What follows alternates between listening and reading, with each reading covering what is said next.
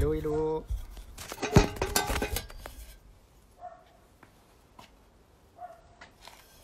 Encore on a de l'ombre.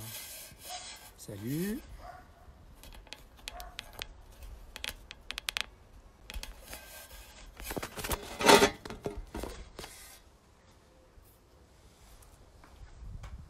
Voilà. Là, je pense que ça va marcher.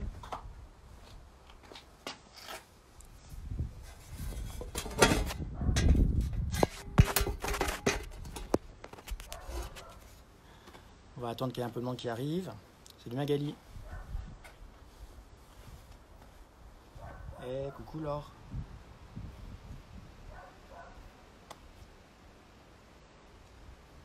Monsieur Marc.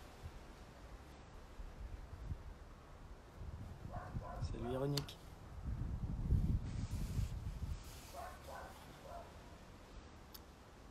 Allez, on va attendre que ça monte un peu là.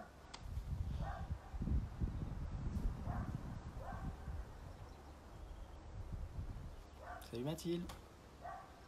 Hello Manon.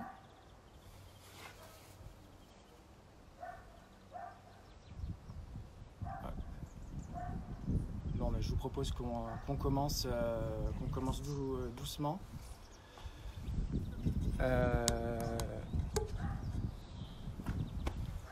Alors, je me présente, je suis Pierre Banchereau de chez De Beaulieu, fleuriste à Paris depuis 6 ans et demi maintenant, et partenaire et grand ami de la Villa Noailles.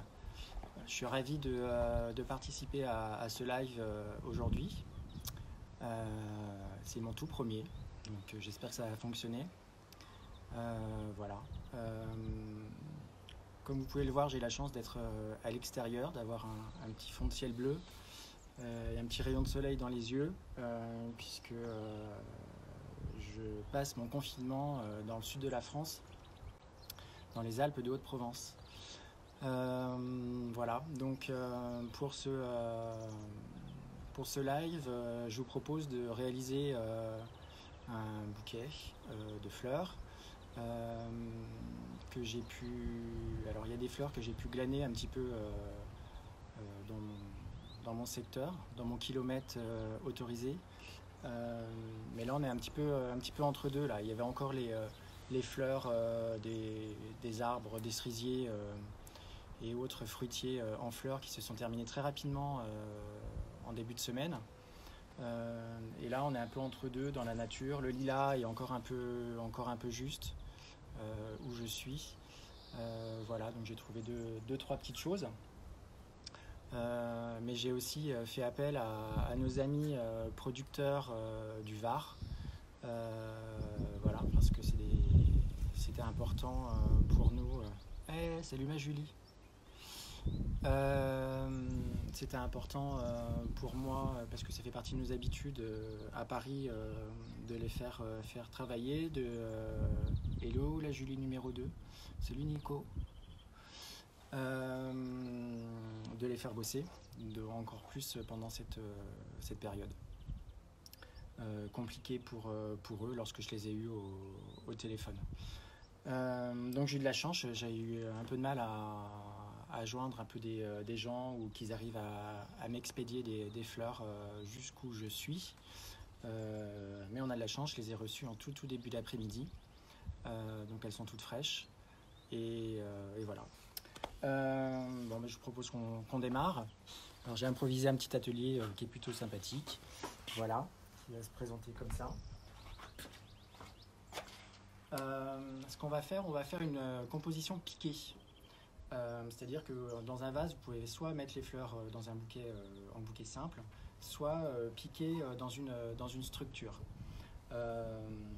Généralement, ce qui peut être pratique à la maison, c'est de faire du piqué dans ce qu'on appelle le grillage de poule. Pour ceux qui ne connaissent pas, voilà.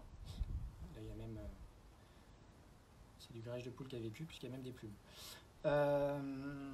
Voilà, donc faire une forme qui s'adapte dans votre contenant. Moi, j'en ai préparé une forme à l'avance. Voilà. Donc, je viens la positionner dans mon contenant. Après, idéalement, il faut la fixer.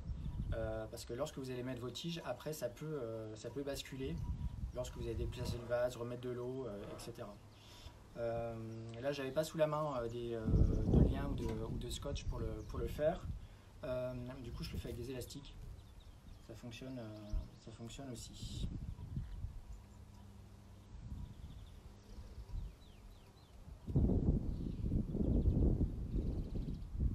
J'espère que vous m'entendez. Parce que... Ouais. C'est bon le son? Ça marche?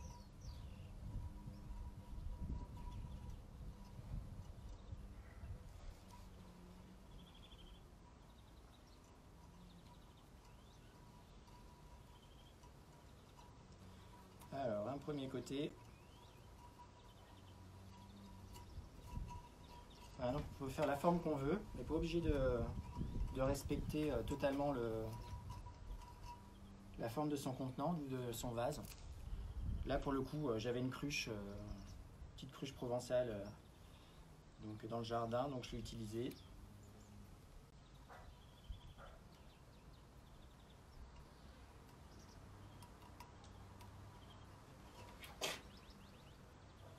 Bon, évidemment, il faut que les attaches soient le moins visibles possible. On pourra voir tout à l'heure qu'on peut également les camoufler évidemment avec les fleurs.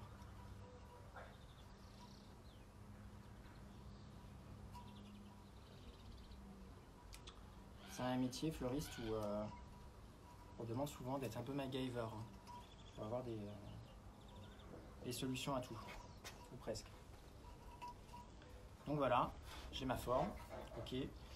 Là, je vais rajouter de l'eau dans mon contenant de manière à ce qu'il y ait suffisamment d'eau pour mes fleurs.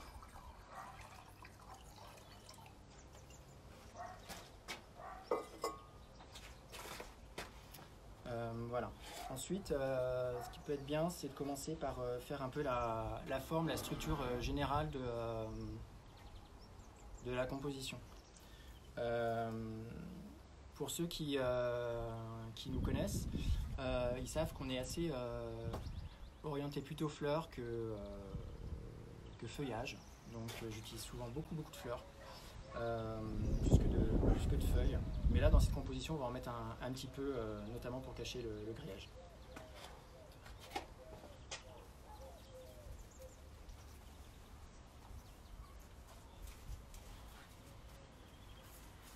Pour travailler la base de la composition, j'ai coupé dans le jardin du forsythia jaune, qui est l'un des premiers arbustes qui fleurissent au printemps et qui est là ici sur la fin de la saison.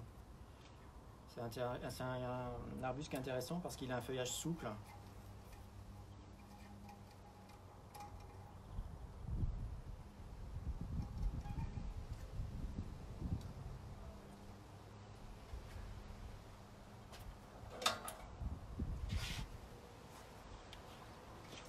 Donc après on vient caler ses tiges dans le grillage.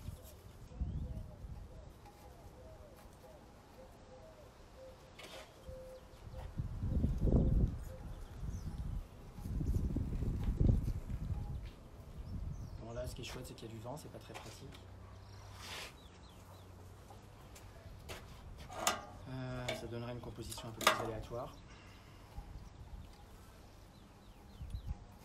Moi qui ne calcule jamais trop ce que je vais faire à l'avance, là ça va être encore plus de l'impro. Là on voit le forsythia, en fait c'est une plante qui au feuillage caduc, donc qui n'a pas de feuilles l'hiver. Donc là c'est les fleurs, les feuilles arrivent après la floraison. Donc là on voit qu'elles commencent à pousser. Là j'ai envie de les enlever en fait. Enfin, une partie.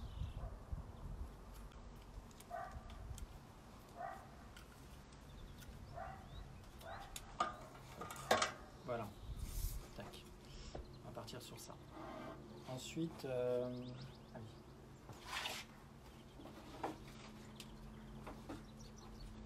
une variété de fleurs que j'affectionne particulièrement, c'est le cymbidium. Alors c'est une variété d'orchidées. Les orchidées, pourtant, je suis pas spécialement fan. Mais voilà, il y en avait sur le marché chez des producteurs du Var. Parce qu'il faut savoir que c'est des choses qu'on trouve en ce moment à fond les ballons dans le sud de la France. Donc souvent les gens pensent que c'est des choses qui viennent de l'autre bout du monde ou de Hollande. Eh bien non, à cette saison, vous avez de très très beaux cymbidium dans le Midi. Donc là, on va continuer avec les cymbidium à travailler notre forme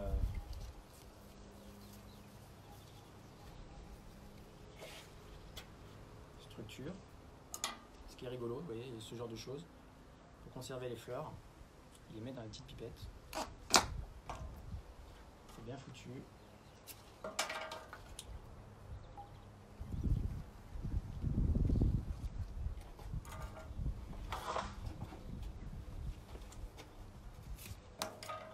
Ce qui est important là, quand je coupe les tiges, que vous pouvez faire sur toutes les fleurs lorsque vous les achetez chez votre fleuriste ou sur le marché, ou même couper dans votre jardin, c'est les tailler en biseau. Ça permet vraiment à la fleur de mieux boire.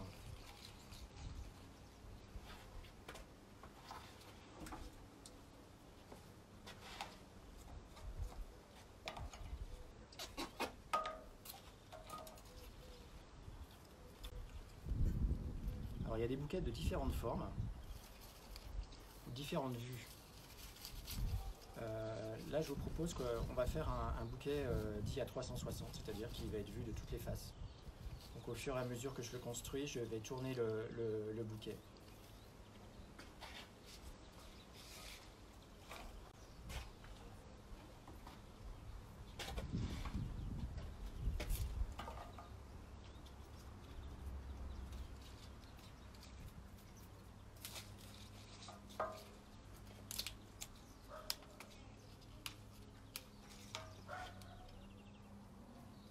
L'avantage du grillage, c'est que je peux vraiment incliner mes tiges et elles ne tombent pas normalement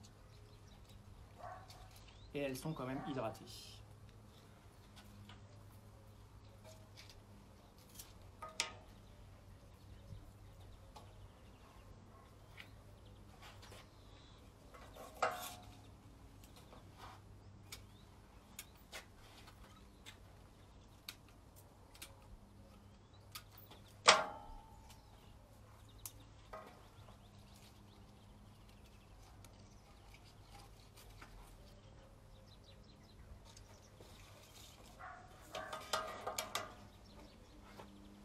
Alors j'ai trouvé chez un producteur des fleurs que j'adore et que j'ai tout le temps dans ma boutique et que je mets souvent dans les bouquets. Ce sont les œillets.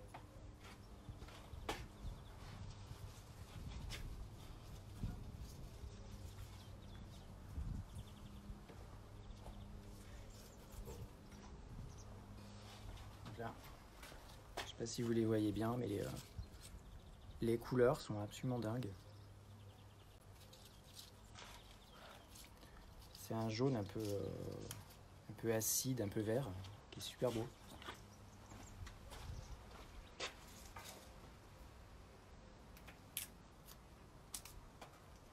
Donc étant dans le sud, je me suis dit, sans faire mon genre de fleurette, que les œillets étaient quand même inévitables à faire dans cette composition. À utiliser en tout cas.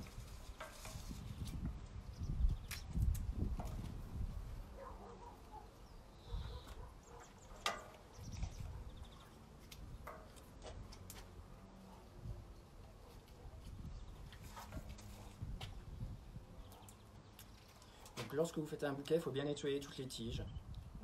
Au minimum la moitié de la tige. On biseaute, on plante.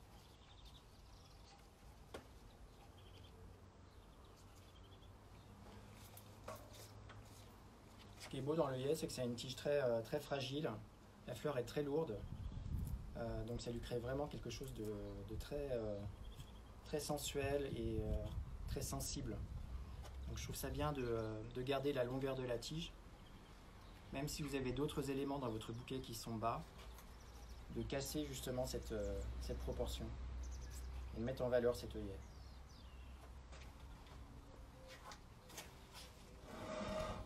Je pousse un peu mon autre vase. Hop. On va mettre un beau fuchsia.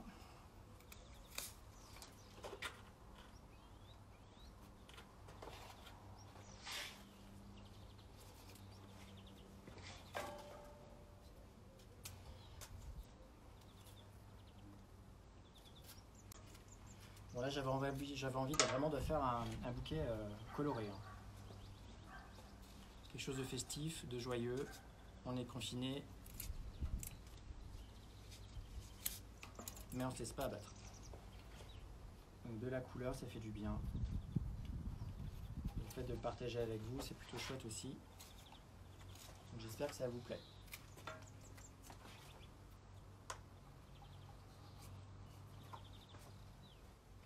Alors là, je vais commencer à tourner mon bouquet.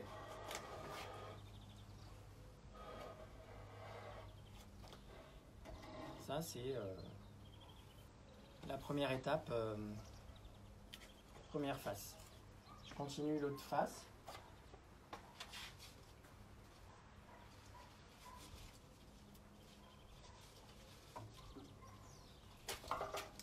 Ailleurs aussi, en ce moment, vous avez de très belles giroflées. Un parfum très fort, que moi j'aime beaucoup. Une belle giroflée Parme. Donc, ce qui est agréable, c'est que là, du coup, je vais travailler l'arrière du bouquet, mais en même temps, je vous regarde, pas que pour lire ce que vous écrivez comme commentaire, mais qu'en fait, la vidéo, elle me sert aussi de miroir. J'aime beaucoup travailler de cette manière-là. Souvent, en boutique, lorsque je compose un bouquet, c'est un peu comme une coupe de cheveux, en fait, chez le coiffeur, afin d'avoir les deux faces. Je réalise souvent mes bouquets face à un miroir. Ça, je vois un peu, je maîtrise un peu les hauteurs, les niveaux que je souhaite. Eh, coucou Jean-Pierre, je t'avais pas vu.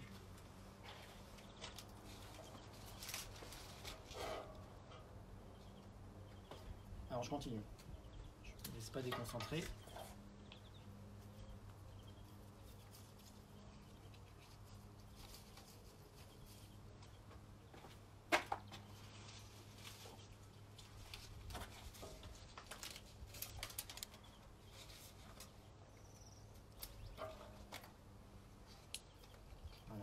Ce que j'aime dans un bouquet, c'est en avoir plusieurs dans le même bouquet. C'est-à-dire que d'une face à l'autre, sur les 4 côtés même du bouquet, vous auriez l'impression d'avoir 4 bouquets différents. Donc il y a des faces où on peut mettre qu'une variété de fleurs, une masse. Et d'ailleurs, là je me dis ça peut être pas mal. Je suis allé glaner de l'ail sauvage.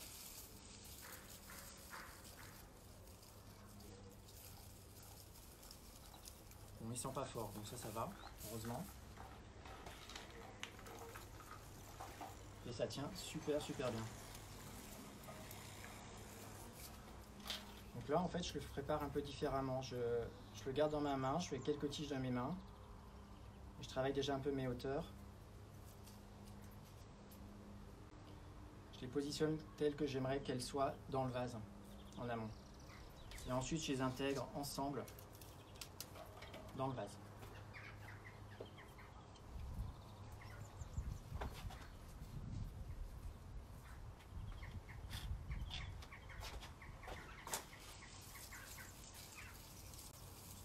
C'est rare que je mette de la fleur blanche dans les bouquets colorés. Généralement, je trouve que la fleur blanche, elle vient perdre et noyer les autres couleurs. Mais là, comme elle vient quelque chose de très lumineux, hyper frais. Et voilà, donc je me dis pourquoi pas du blanc. Belle couleur de Pâques, d'ailleurs.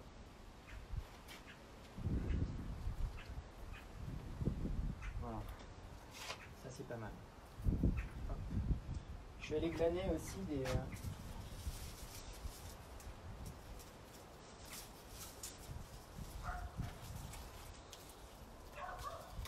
C'est vraiment un bouquet, bouquet senteur. Hein.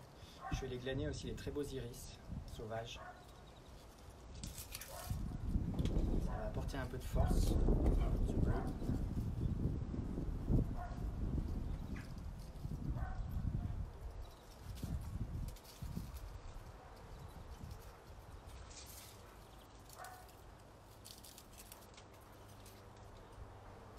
C'est une fleur qui ne tient pas très longtemps. Elle ne peut pas être délicate, parfumée et tenir. Elle ne peut pas être parfait.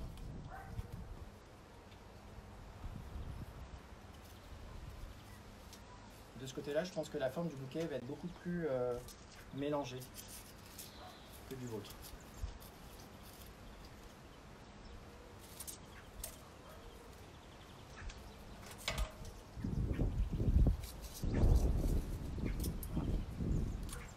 Mistral qui se lève.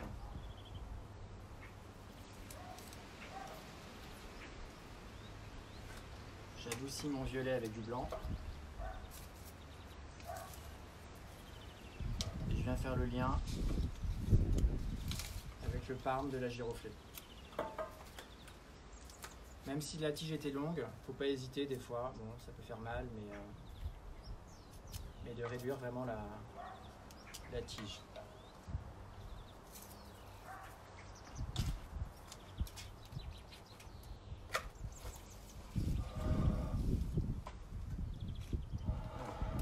Je retourne le bouquet. On voit qu'il commence à prendre forme de ce côté-là.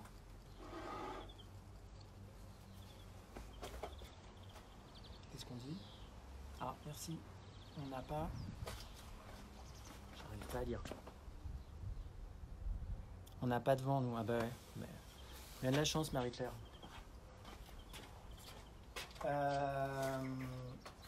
Ensuite, évidemment, qu'on n'oublie pas, c'est le début.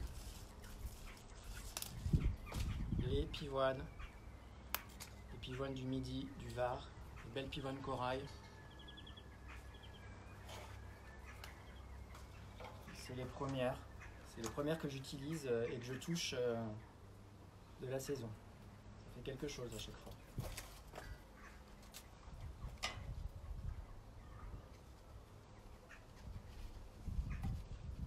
En fait, là, je vais avoir un côté peut-être beaucoup plus, pour le moment, beaucoup plus rose de ce côté-là. Pourquoi pas.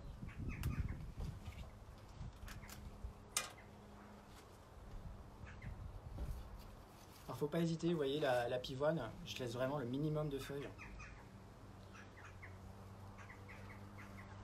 Lorsque c'est un gros bouquet comme ça qui est bien mélangé, c'est mieux de les enlever parce que les feuilles vont faire boire encore plus d'eau à la fleur, donc elle va plus vite se fatiguer. Par contre, elle va plus vite faner. Mais c'est surtout que dans le vase, dans votre composition, les feuilles évidemment vont prendre beaucoup de place, trop de place. Donc on enlève les feuilles.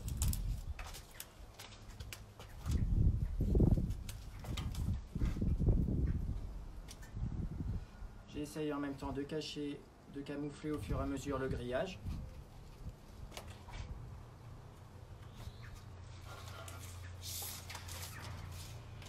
Hop. Toujours prendre un peu de recul et regarder un peu son bouquet. Qu'est-ce que j'avais trouvé de beau encore? Ah oui, j'avais un peu d'orge, pourquoi pas.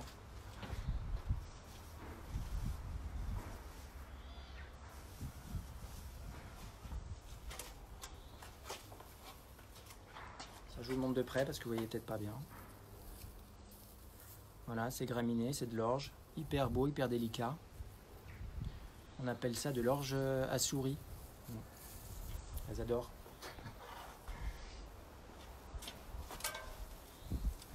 Voilà, même chose pour les nettoyer. Vite fait, bien fait, on les prend, on enlève les feuilles. Moi, j'aime les travailler assez en masse pour que ça soit un peu plus moderne, sinon c'est un peu trop champêtre.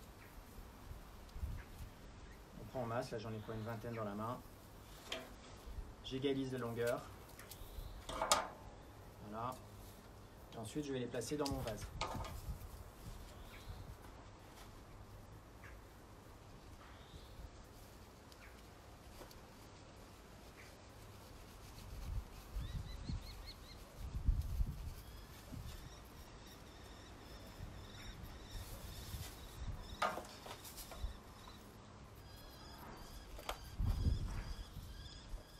Là, je vais rajouter des anémones. On en trouve encore un petit peu dans le. C'est vraiment la fin de la saison dans le Var. Parce qu'il y a aussi des anémones dans le Var. Et oui. Donc j'en ai acheté des belles fuchsias. J'adore ce genre d'association de couleurs. C'est violet, fuchsia, rouge.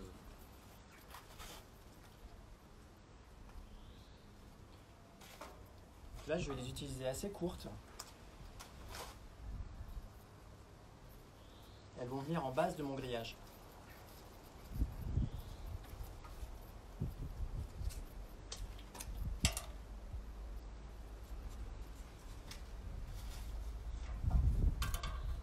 J'en profite pour venir lire un petit peu ce qui se passe. Et oui, il y a tout dans le Var. Non, mais c'est vrai, on rigole, mais il y a beaucoup de variétés de fleurs dans le Var. Il est temps que les gens le réapprennent, ça. Le redécouvrent.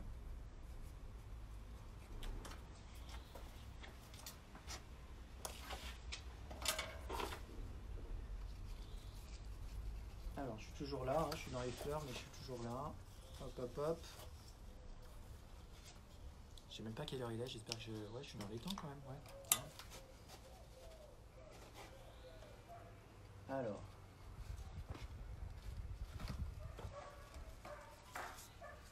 « 100% Provence, ouais.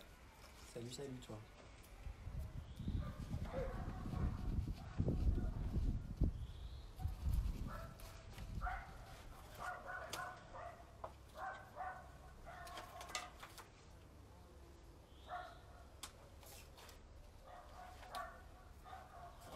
Alors là, j'ai envie de remettre quelque chose que j'ai mis au début. Souvent, c'est ce que je fais dans mes bouquets, c'est-à-dire le forsythia, les fleurs jaunes. Quand j'arrive en phase terminale d'un bouquet, généralement, je viens réintégrer quelque chose que j'ai mis au début.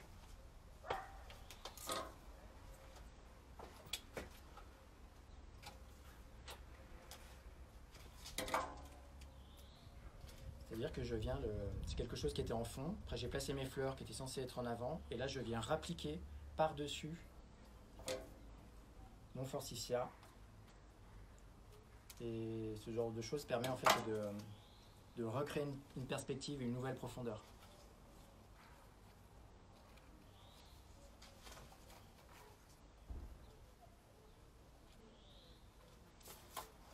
Alors, qu'est-ce que ça donne bah là, ça a l'air pas trop mal.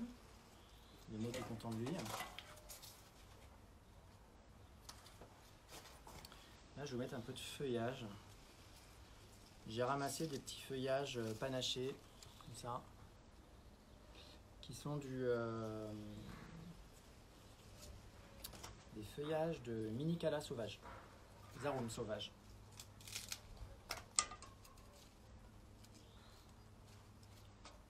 Qui est panaché, va donner un peu de nervosité.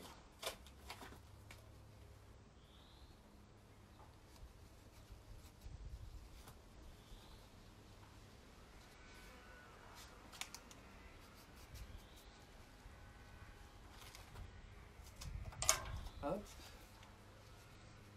Alors là, je fais ça délicatement parce que là, ça vient cacher mes derniers petits trous de grillage sur cette face.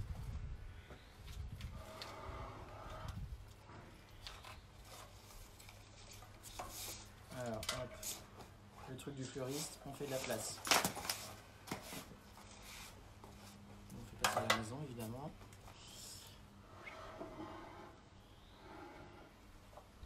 Alors, donc là, ça doit donner un peu quelque chose.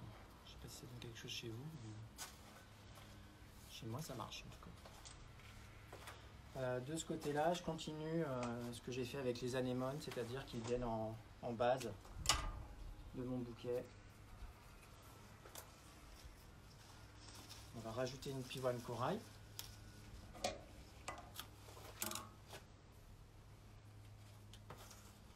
peu par là.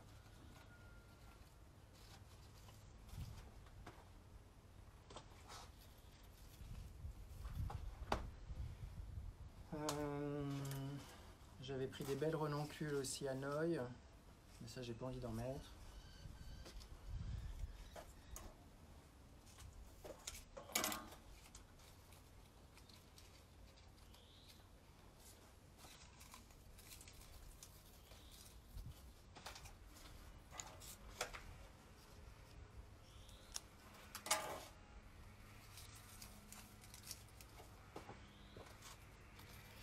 Voilà, là il me manque quelque chose. Je pense que c'est des œillets.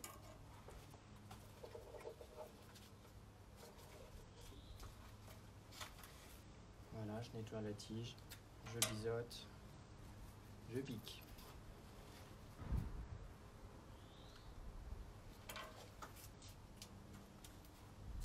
On commence à voir le bout du bouquet.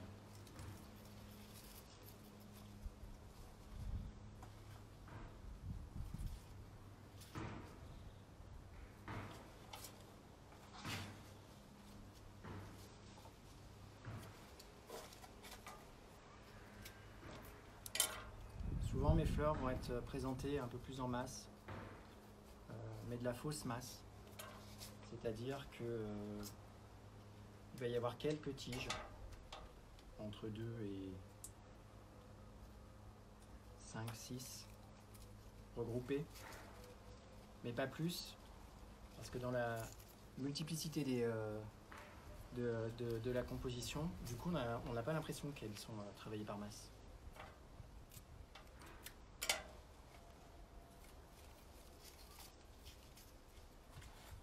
Voilà.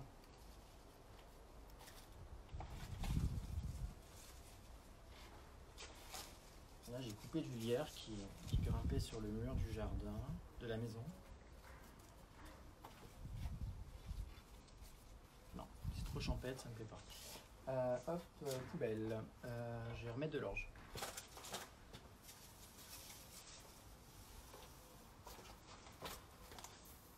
Ah oui, j'avais acheté aussi des très beaux mufliers qui viennent aussi évidemment de hier.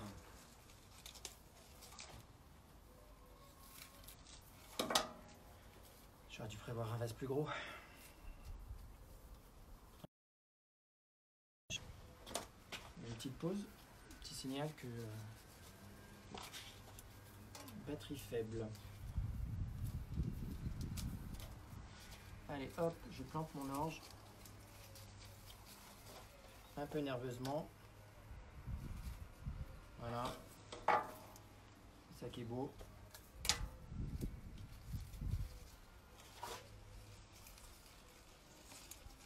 Un peu de feuillage d'arôme sauvage.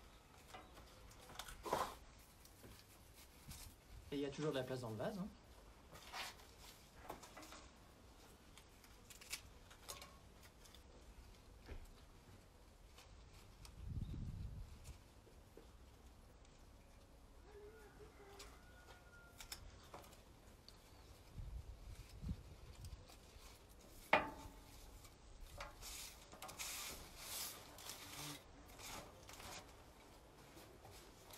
Alors, on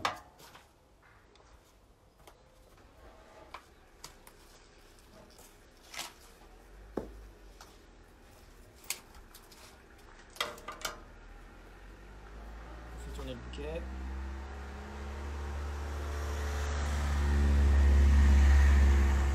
voilà. Je crois que le travail est terminé. Bon, mais j'espère que ça vous plaît. Hop. On refait tourner.